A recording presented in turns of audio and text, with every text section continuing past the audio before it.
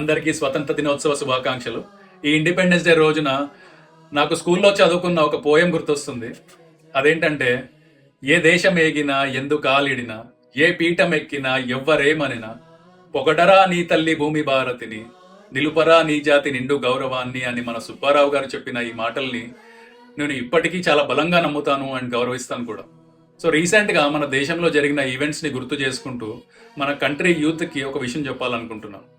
మనకి దేశం ఏమిచ్చింది అని అనడం కన్నా మనం దేశానికి ఏమిస్తున్నామని ఆలోచించాలి.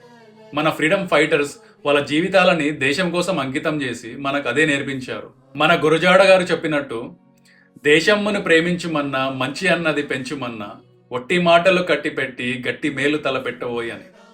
సో దేశభక్తి అనేది మాటల్లో కాదు, మనం చేసే పనుల్లో కనపడాలి. జై హింద్, జై భారత్, జై శ్రీరామ్. Thank you.